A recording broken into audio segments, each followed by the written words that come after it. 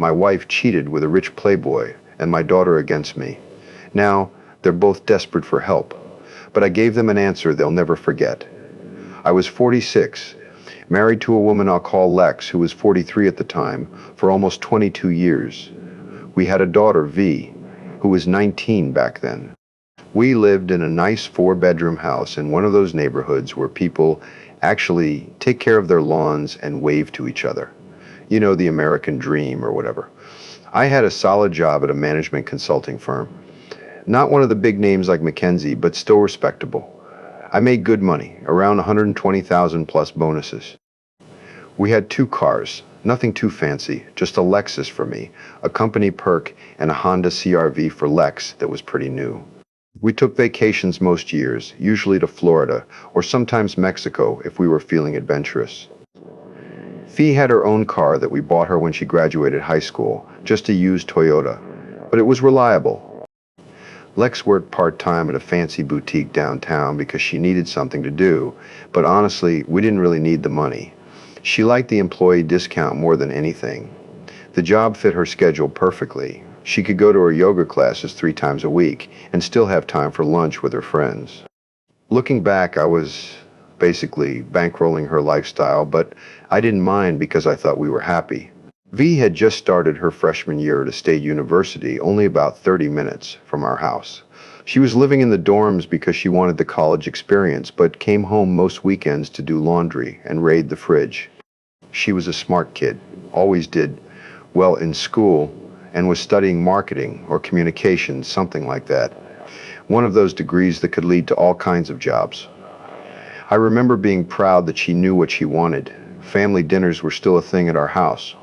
We'd sit around the table most nights talking about our days. Lex would complain about difficult customers at the boutique. V would tell us about her classes or her roommate drama, and I'd share funny stories about clients without naming names. Obviously, we laughed a lot back then. I remember thinking how lucky I was to have what so many guys I knew didn't: a stable home, financial security, and a family that actually seemed to enjoy being together. I used to tell them while we were eating dinner or watching a movie together. Lex would smile and reach across the table to squeeze my hand. V would roll her eyes, but smile anyway. "Dad, you're so cheesy," she'd say, but I could tell she appreciated it. She'd give me one of those side hugs teenagers do when they're too cool to show real affection, but still want to. Our house was always the place where V's friends wanted to hang out in high school. Lex would make snacks, and I'd fire up the grill on weekends. We had a finished basement with a big TV and a pool table I bought secondhand, but refinished myself. I was the cool dad who joked around with the kids, but also made sure nobody got into real trouble. Money wasn't really something I worried about back then. We weren't rich, but we were comfortable. I had a decent 401k, some stock options from work, and we were about 10 years away from paying off the mortgage. I figured I'd work until 65. Then Lex and I would downsize, maybe move somewhere warmer, and enjoy retirement. Honestly, the biggest problems in my life then were things like needing to repair the deck, deciding whether we should remodel the master bathroom, or wondering if I should finally cave and get the boat I've been eyeing for years. First, world problems, right. Lex and I weren't perfect by any means. We had our arguments like any couple, usually about small stuff, like me working late, or her spending too much on clothes, or us disagreeing about whether V should get another tattoo. I was fine with it. Lex wasn't, but on the big stuff, we were aligned. Or so I thought. I had this vision of us sitting on rocking chairs on some porch somewhere, gray-haired but still holding hands, watching grandkids play in the yard. Standard dream, I know, but it was mine. Then the recession hit. Not the one in 2008. We weathered that. Okay. But a smaller industry-specific one that hit consulting firms hard.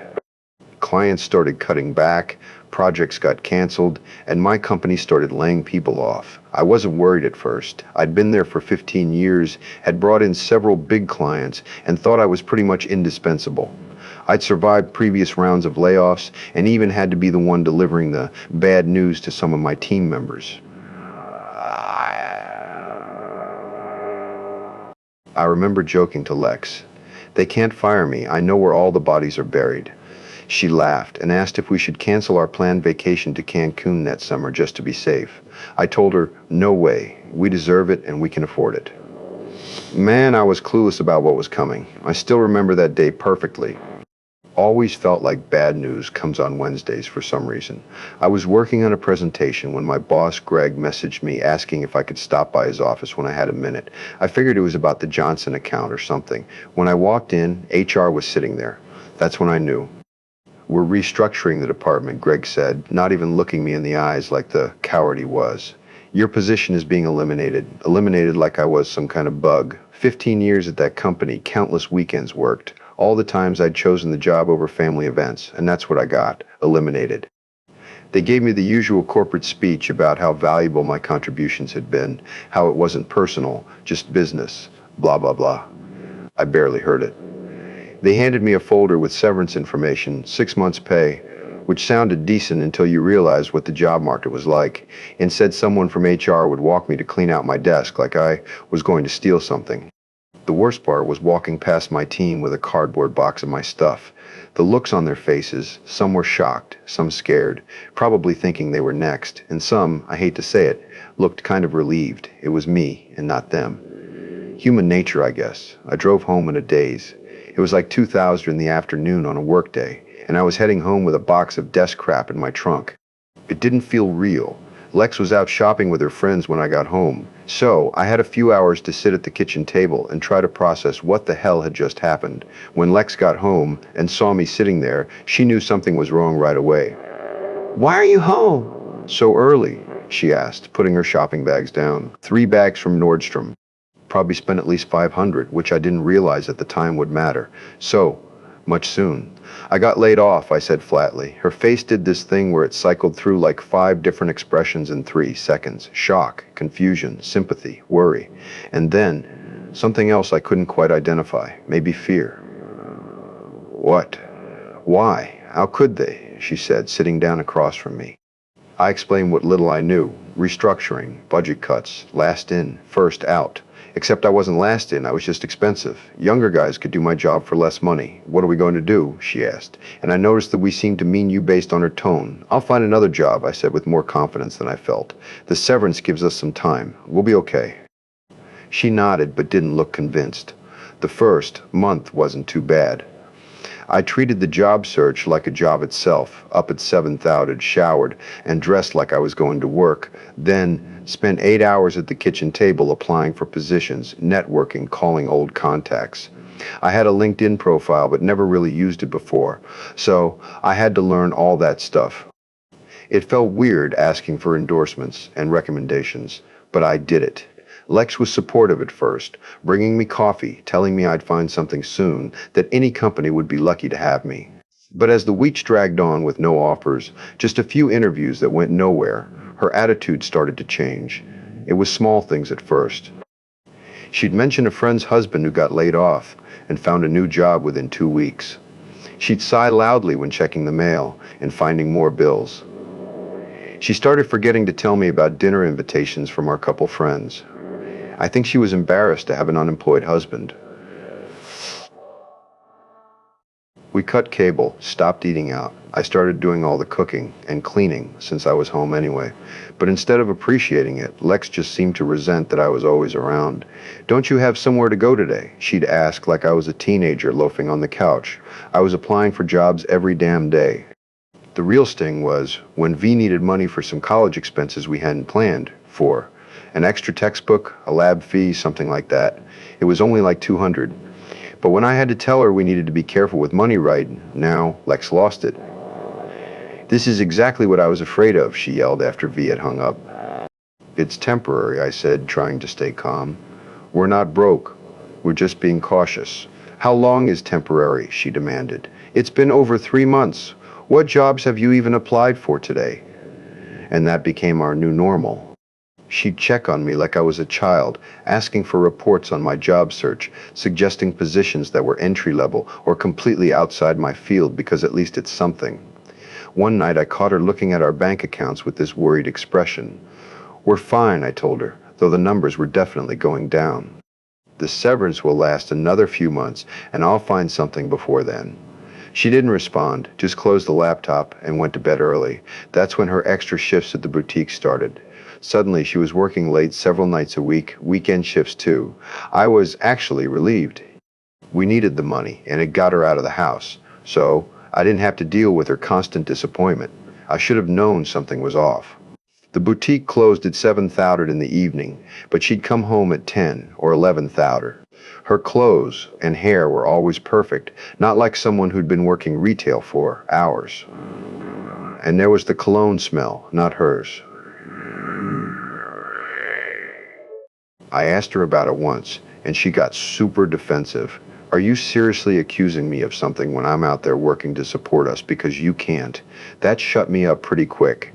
The guilt was overwhelming. Here I was suspicious of my wife when she was picking up extra work because I'd failed as a provider.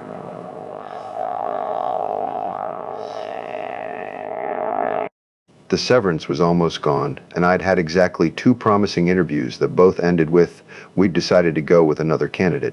Turns out 15 years at one company made me look stale to some employers, while being 46 made me too senior, red old for others. I started applying for jobs I was overqualified for, willing to take a significant pay cut. Even those weren't panning out. The day I applied for a position driving a delivery van for a local shipping company was one of the lowest points. It paid less than half what I'd been making before, but we needed income, and driving a van was something I could do. When I got called for an interview, and then offered the job the same day, I felt relieved that money would be coming in again, but also ashamed that after decades building a career, this was where I'd landed. I broke the news to Lex that night, thinking she'd at least be glad I'd found something, a delivery driver. She said, not even trying to hide her disgust. God, I can't believe what my life has become. That hurt a lot. What do you want me to do, Lex? I shouted, finally losing my cool. The bills need to be paid. Would you rather I turned it down and we lost the house? I'd rather you found something worthy of your experience. She said, did you even try calling Greg to see if they'd take you back? Or what about Tom from the golf club? We went back and forth like that until I just walked out of the room. No point arguing when someone's determined to be disappointed in you. I started the van job the next week. Early mornings, long hours, lots of driving, and heavy lifting. My body wasn't used to it, and I'd come home exhausted with back pain and sore feet. But it was honest work, and the guys I worked with were decent. Lex and I were fighting constantly by then.